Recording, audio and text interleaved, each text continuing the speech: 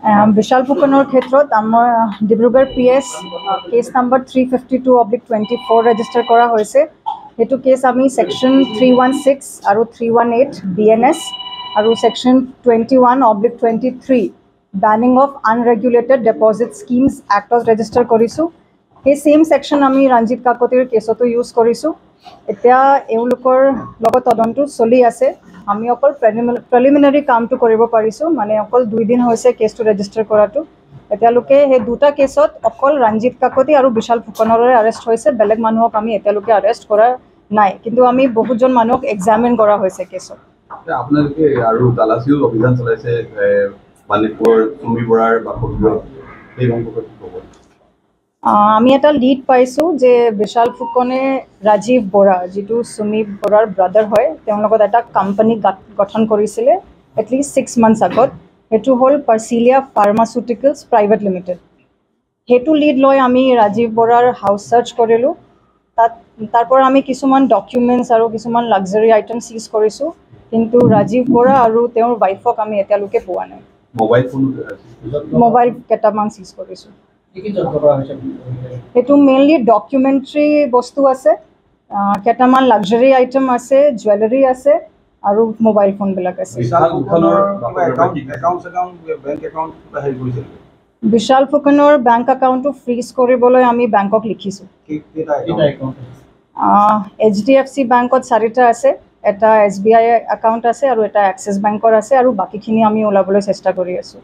আৰু কি কি চিজ কৰিছে বিশাল ফুকনৰ বাসগৃহৰ পৰা? বিশাল ফুকনৰ ঘৰৰ পৰা মেইনলি বেংক ৰিলেটেড ডকুমেণ্টছ বা এওঁলোকৰ বিজনেছ ৰিলেটেড ডকুমেণ্টছ, কিছুমান লাক্সাৰী আইটেম আছে তাত, মেইনলি সেইবোৰে। কেছ পইচা আমি বেছি পোৱা নাই তাত। ফৰেন কাৰেঞ্চি অকণমান আছে। ৰঞ্জিত কাকতিৰ কেছৰ ইনভেষ্টিগেটিং অফিচাৰটো বেলেগ, সেইটো ক্ষেত্ৰত মই কমেণ্ট কৰিব নোৱাৰোঁ। চুমি বৰাক আমি আপিয়াৰ হ'বলৈ ন'টিছ এটা পঠাইছোঁ, কিন্তু তেওঁলোকক মানে গুৱাহাটী চিটি পুলিচে পোৱা নাই, সেইকাৰণে ন'টিছটো ছাৰ্ভ কৰিব পৰা নাই। তেওঁলোকক বহুতবাৰ বিচাৰিছে, কল কৰিছে, কিন্তু মানে তেওঁলোকৰ লগত কণ্টেক্ট হোৱা নাই। নাই, কণ্টেক্টটো পাইছে, কিন্তু তেওঁলোকে ফোনটো ধৰা নাই যেতিয়া পুলিচে কণ্টেক্ট কৰি আছে। ৰাজীৱ বৰাক পোৱা নাই। ন'টিছ দিছে নেকি ৰাজীৱ বৰাক? নাই, ন'টিছ আমি তেওঁলোকৰ দেউতাক ছাৰ্ভ কৰি আহিছোঁ। দেউতাক কোৱা মতে দেউতাও তেওঁক ফোন কৰি জনাই দিছে, কিন্তু তেওঁলোকে পুলিচৰ ইয়াত আপিয়াৰ হোৱা নাই। বিশাল ফুকনৰ ট্ৰানজেকশ্যন এমাউণ্ট কিমান? গোটেই যিটো স্কেম হৈছে তাতে ট্ৰানজেকশ্যন এমাউণ্টটো কিমান? সেইটো মই এতিয়া অকল এপ্ৰক্সিমেট এমাউণ্টে ক'ব পাৰিম, কেলৈ ইনভেষ্টিগেশ্যনটো প্ৰেলিমিনাৰী ষ্টেজতে আছে। এপ্ৰক্সিমেট যিটো আমি এতিয়ালৈকে পাইছোঁ, সেইটো 60 crore মান হ'ব। 60 crore। ইনভেষ্টমেণ্টটো ফ'ৰ্চবিলাক এনেই আপোনালোকে খবৰ লৈছে নেকি যে ক'ৰ পৰা আহিছে টকাবিলাক? সেইটোৰ ওপৰত মই কমেণ্ট কৰিব নোৱাৰোঁ। সেইটো মই এতিয়াতো ক'ব নোৱাৰোঁ। ৰঞ্জিত কাকতিৰ কিমান? এইটো কেছৰ আয়োগ সুধিব লাগিব। এই বিশাল ফুকনৰ যিটো তেওঁলোকৰ মডাছ অপাৰেণ্ডি, তেওঁলোকে কালেকশ্যন কৰে টকাটো হেৰি কৰে, এই মডাছ অপাৰেণ্ডিটো কেনেধৰণৰ আপোনালোকে অভিযোগ পাইছিলে বা কি ভিত্তিত আপোনালোকে তেওঁক গ্ৰেপ্তাৰ কৰিছে? মানে এইটো বেচিকেলি ইনডিউচমেণ্ট হয়, গ্ৰীড ইনডিউচমেণ্ট। মানে তেওঁলোকে এনেকুৱা আশ্যোৰেঞ্চ দিয়ে যে আমি বহুত কম সময়ৰ ভিতৰত আপোনাক 30% ৰিটাৰ্ণ দিব পাৰিম, বা ইনভেষ্টৰৰ লগত এটা এগ্ৰিমেণ্টটো বনায়। মানে এইটো আশ্যোৰ্ড ৰিটাৰ্ণ আছে যে 60 ৱৰ্কিং ডেজৰ ভিতৰত আমি 30% ৰিটাৰ্ণ প্ৰভাইড কৰিম। সেইটো গ্ৰীডৰ কাৰণে মানুহে মানে লিয়ৰ হৈ যায় বা ইনডিউচ হৈ যায় আৰু ইনভেষ্ট কৰে।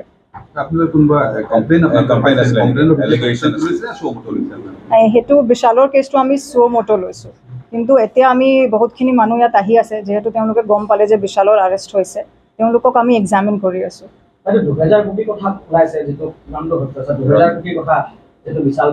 নাই, সেইটো মইতো পোৱা নাই এতিয়ালৈকে। তেওঁলোকৰ যিজন আপোনালোকে এভিডেঞ্চ হিচাপে তেওঁৰ চিকিউৰিটি আছে বা তেওঁৰ ড্ৰাইভাৰ আছে, তেওঁৰ মেনেজাৰ, তেওঁলোকক আমি এক্সামিন কৰিছোঁ, কিন্তু তেওঁলোকৰ কথা সেইটোৱে যে মেজৰ কণ্ট্ৰলটো বিশাল ফুকনৰ লগতে আছে, সেইকাৰণে তেওঁলোকে বহুতখিনি এভিডেঞ্চ দিব পৰা নাই। কিন্তু মানে যিটো তেওঁলোকৰ ৰোল আছিলে বিশালৰ ফাৰ্মত, সেইটো ক্ষেত্ৰত তেওঁলোকে কিবা এটা কৰিছে। বিশাল ফুকনৰ এটা কৃষ্ণা গোদাবৰী এপাৰ্টমেণ্টছত এটা অফিচ প্ৰেমিচেছ আছে, আৰু এটা সি নতুনকৈ বনাই আছে বৈৰাগী মঠত। যিটো মেডিচিন আপুনি কোম্পানীৰ কথা ক'লে ৰাজীৱ বৰা পাৰ্চিলা সেইটো বিষয়ে আপোনাৰ কি তথ্য পাইছে তাত কোন কোন জড়িত হৈ আছে কোন কোন লোকৰ তাত অকল মই এতিয়া সেইটোৱে ক'ব পাৰিম যে সেইটো কোম্পানীত 3জন পাৰ্টনাৰ আছিলে বিশাল ফুকন ৰাজীৱ বৰা আৰু ৰাজীৱ বৰাৰ ৱাইফ জিংকি মিলিয়ে এওঁলোকে এটা বহুত ডাঙৰ প্ৰমোচনেল ইভেণ্টো পাতিছিলে যেতিয়া এইটো কোম্পানীৰ ইনচেপশ্যন হৈছিলে আৰু এতিয়া সেইটো ক্ষেত্ৰত আমি বেছি ইনভেষ্টিগেট কৰিব পৰা নাই গ'লে ৰাজীৱ বৰা এতিয়া এবস্কণ্ডিং আছে ৱাইফো এবস্কণ্ডিং আছে আৰু মানে এইটো স্কেমত বহুতখিনি লিড আছে চ' সেইটো ক্ষেত্ৰত আমি এতিয়া বেছি আগবাঢ়িব পৰা নাই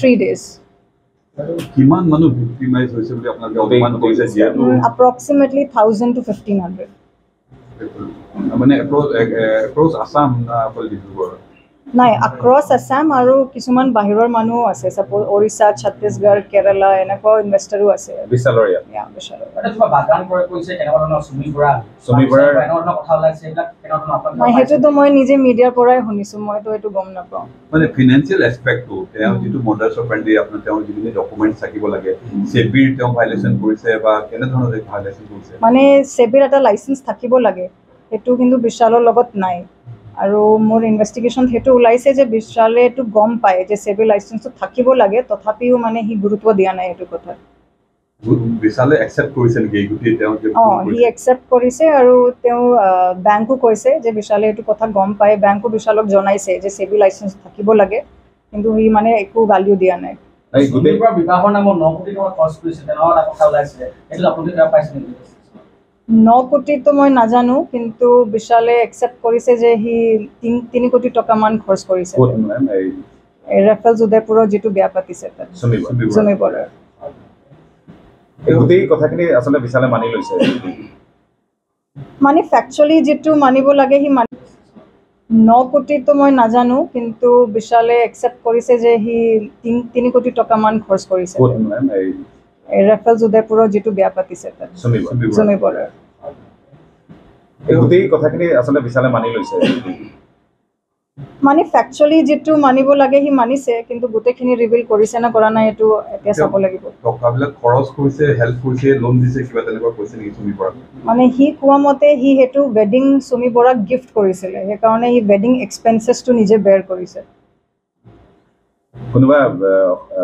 ছবি জগতত বা ক'ৰবাত ইনভেষ্টমেণ্টো আছে নেকি কিবা অসমীয়া যিটো ছবি জগত আছে তাত বিশালৰ ইনভেষ্টমেণ্ট সেইটো এতিয়া আণ্ডাৰ ইনভেষ্টিগেশ্যন আছে আপুনি মানে এইটো গোটেই যিটো স্কেম ইয়াত মানে বিশাল ফুকনৰ লগত কোন কোন আৰু লোক জড়িত হৈ এনেকুৱা ওলাইছে ছবি জগতৰ মানুহ আছে বহুতো তেনেধৰণৰ নামী মানুহ আছে আৰ্টিষ্ট অসমৰ আৰ্টিষ্ট আছে বিভিন্ন ধৰণৰ তেনেকুৱা ধৰণৰ কথাবোৰ ওলাই আছে সেইটো কিমান সব নামটো মই এতিয়াতো ক'ব নোৱাৰোঁ কেলে মই ইনভেষ্টিগেট কৰিয়ে আছোঁ সেইকাৰণে মই এচাৰ্টেন কৰিব এতিয়া মানে ফেক্টফুলি ক'ব নোৱাৰোঁ যে তেওঁলোকে বিশালৰ লগত জড়িত আছে না নাই কিন্তু বিশালে উইথ নলেজ কৰিছে সেইটো মই গম পাওঁ যে ই ইনভেষ্টৰ ফ্ৰড আৰু মানুহ হ'ব পাৰে মানে স্কেণ্ডেলৰ কোৱাণ্টামটো ডাঙৰ আছে আৰু মানুহ জড়িত হ'ব পাৰে কিন্তু সেইটো এটা কথা আছে যে বিশালে ইনভেষ্টৰৰ পৰা যিটো টকা লৈছে বেলেগ মানুহৰ ওপৰত সি বহুতখিনি টকা স্পেণ্ড কৰি দিছে মানে যিটো ৱেষ্টফুল এক্সপেণ্ডিচাৰ সি কৰিছে বেলেগ মানুহৰ ওপৰৰ লগত এতিয়া আমাক এচাৰ্টেন কৰিব লাগিব যে এইবিলাক মানুহৰ নলেজ আছিলে নে নাই যে বিশালে যিটো টকা স্পেণ্ড কৰি আছে এইটো ইনভেষ্টৰৰ পইচা হয় এইটো নিজৰ পইচা নহয় বিশাল আৰু চুমি বৰা তেওঁলোকে বিশালে কি বুলি কৈছে চুমি বৰাৰ লগত কেনেকৈ চিনাকি বুলি কৈছে তেওঁৰ বা আছে বুলি কৈছে সেইটো আমাৰ মানস আছে IC Milan Nagar investigating officer আছে এইটো কেছৰ এই গোটেই টকাবিলাক যিহেতু বিশালে লৈছে মানুহৰ পৰা ঘূৰাই নিদিয়া বুলি তেওঁলোকক মানে তেনেধৰণৰ কমপ্লেইন আপোনালোকে পাইছে বিশালে কৈছে নে তেওঁ বহু লোকক ঘূৰাই দিব পৰা নাই তেওঁ ডিফল্টাৰ হৈছে তেনেধৰণৰ কিবা আপোনালোকে মানে যে ইনভেষ্টৰবিলাকে আমাক এতিয়ালৈকে এপ্ৰ'চ কৰা নাই অকল মই 2জনে পাইছোঁ বাকীখিনি এতিয়ালৈকে মানে নিজৰ ফালৰ পৰা আমাক এপ্ৰ'চ কৰা নাই কিন্তু বিশালৰ লগত কোনে কোনে ইনভেষ্ট কৰিছে সেইটো লিষ্ট মোৰ লগত আছে ডিফল্টাৰ হৈছে বুলি তেওঁ স্বীকাৰ কৰিছে নেকি এনেকা মানে তেওঁলোকে এনেকুৱা কৈছে যে জুলাই মাহৰ পৰা বিশালে মানে তেওঁলোকৰ ৰিটাৰ্ণটো দিব পৰা নাই কোনোবা আউটপোষ্টত গোচৰ জড়িত আছে নেকি নাই হোৱা নাই